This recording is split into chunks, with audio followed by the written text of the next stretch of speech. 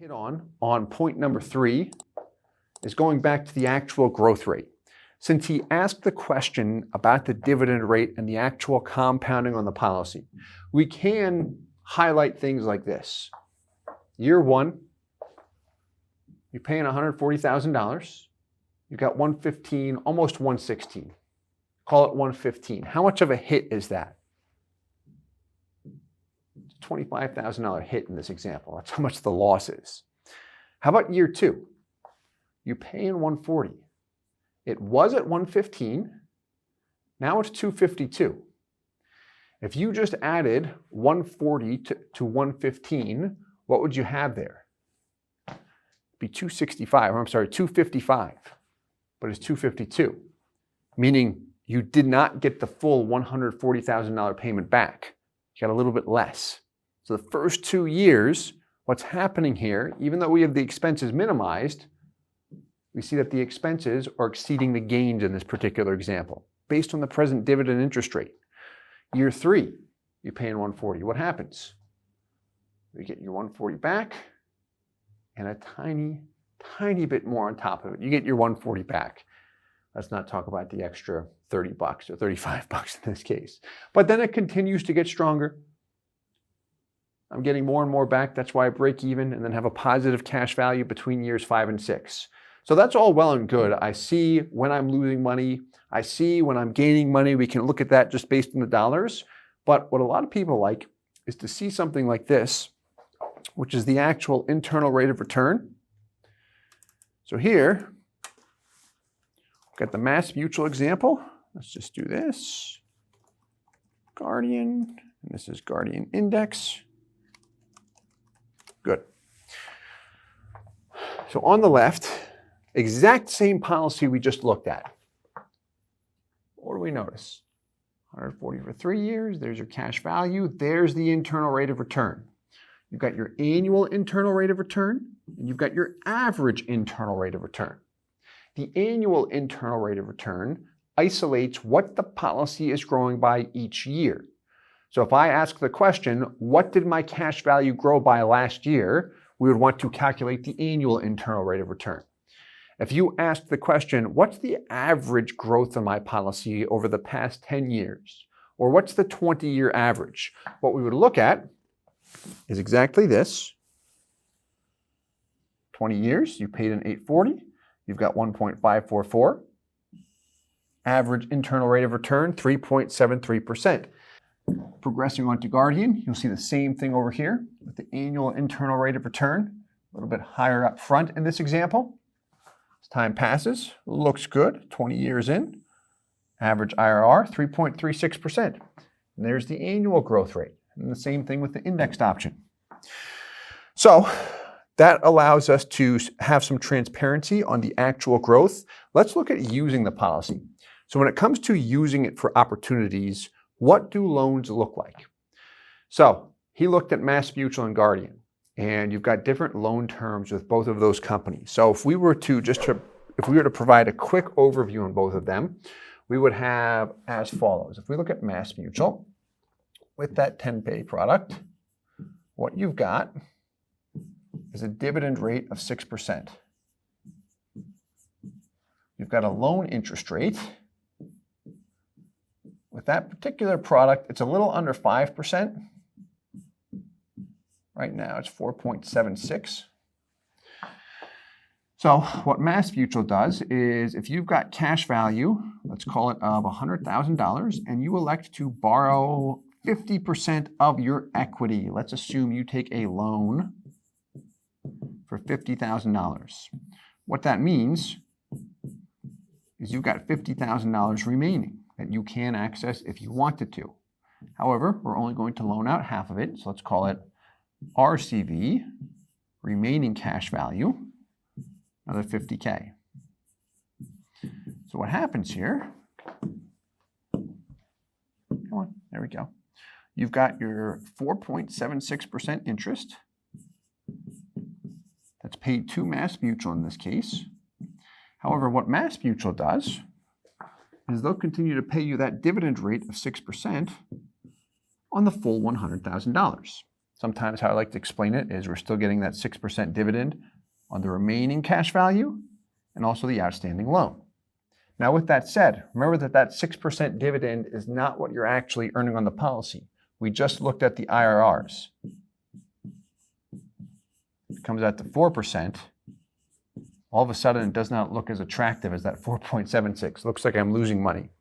So what we want to isolate there is what's the net growth rate on my money compared to the net cost to borrow. And we're going to look at a loan spreadsheet on that shortly. But first I want to go through Guardian here. So with this example, just to kind of wrap this up, if you were to take this $50,000 loan and then you repaid it, let's say you paid it in full after 1 year and your cash value was going to be worth 105, when you paid it back, you would see your cash value fully restored to the exact dollar amount you would have had as if you never touched it in the first place. There's no lost opportunity cost. How the company does that is by collateralizing your death benefit when you take out a loan, and they also charge you to borrow, but they're still applying interest on your full cash value, a lot like borrowing against equity in real estate. So if we were to take Guardian and take that exact same scenario, get a little bit different treatment here. We've got a dividend rate at 5.65%. Let's assume you've got the same cash value of 100K. You loan out 50, and you've got 50K remaining. So what happens in this example, the remaining cash value continues to receive a dividend of 5.65%. The loan interest rate with Guardian is 5%. It actually comes out to 4.76% if you paid in advance. This is also a fixed rate, which is nice. But what Guardian does when you borrow is they will apply a dividend rate to the loaned dollars that matches the loan interest rate, 5%. So in this case, because that dividend that's applied to loan dollars is a little bit less than the actual dividend right now, when I borrowed and repaid, or if I were to borrow and repay, I'd see my cash value a little bit less than what it otherwise would have been. And if you have an older Guardian policy, it's the opposite, where when I borrow and repay, if I've got a 6 or 8% loan rate, well, then I see it a little bit higher than what it would have been. But that's what Guardian has done for a long time now. A lot of info there. And then the last option is a cash value collateral loan, which involves taking your policy to a third party and assigning the cash value as collateral in order to obtain a line of credit. Let's look at that one and we will wrap up with this. So what we've got here under the loans tab, we've got the example. This is one of the Guardian samples, and how you can tell is there's your 140 going in. First year cash value, 115 and change, and there's that IRR hit, that negative 17%, which most people remember. And that's something we always look at. This is why we look at different products. How do we minimize the upfront hit as much as possible? But what we've got here, when we look at loans, is as follows. So you've got the 140. There's your cash value. IRR, in case we want to compare what am I earning each year versus what am I paying each year when I actually look at the loan rate. Or we can look at dollar amounts. A lot of people like to see the dollars. So if we look at this particular case, what is my cash value growing by? In the first year, you paid in 140. You've got 115, almost 116. No matter how you slice that, that comes out to that $24,000 hit. Not attractive at all. The next year, you pay in $140,000. Cash value, do you get the full 140 back? No, you get 140 minus 39.35. So if you were to take a loan and pay loan interest in the early years, let's say years 1 and 2, would you make money or lose money? You would lose money because we're already absorbing the insurance expenses, so that's going to hurt us even more, paying interest on top of it. Now, yes, we can recoup it over time, but these are the little details we definitely want to consider when we're working with individuals. Now, year 3, you earn $35, which is great. So cash value growth isolates the annual growth on the policy each year. Cash value gain, you'll notice the first 5 years, it's in the red. The reason why is because I've paid in more money than what I have in cash value. Once it's in the black, That represents that I have more money in cash value than what I've paid into the product. So over here, when we look at the loans, here's exactly what people like to look at.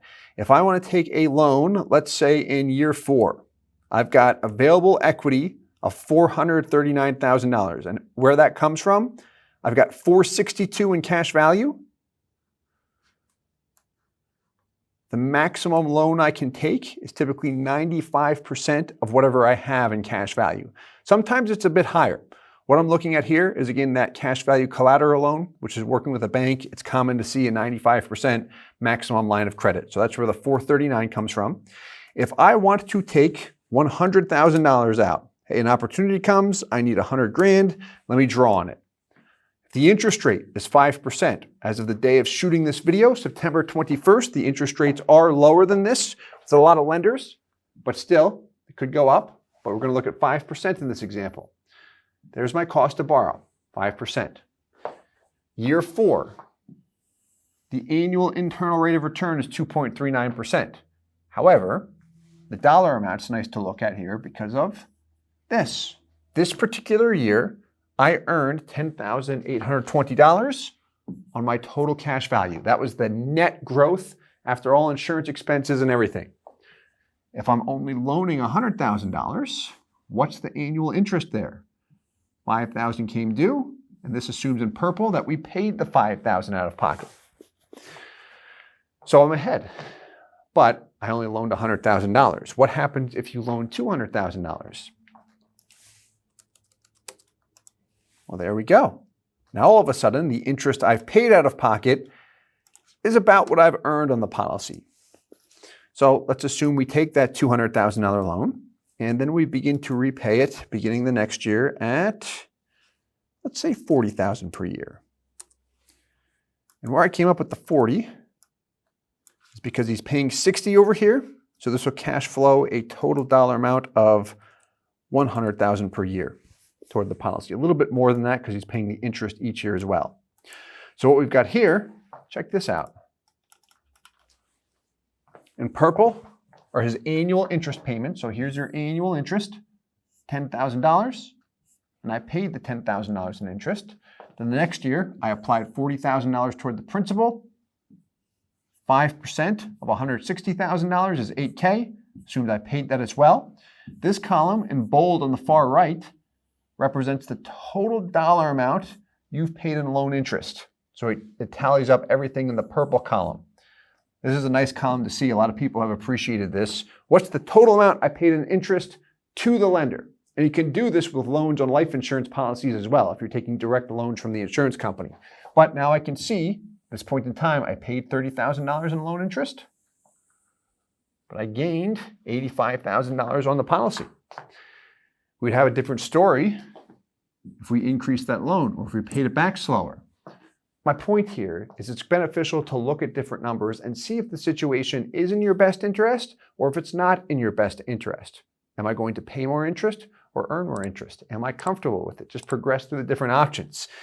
So in any event, in this particular case, with a $200,000 loan and then paying it back at 40, looks good. Can borrow again. You can take out loans while you have a loan outstanding, but this is just a brief demonstration of what it would look like with a $200K loan.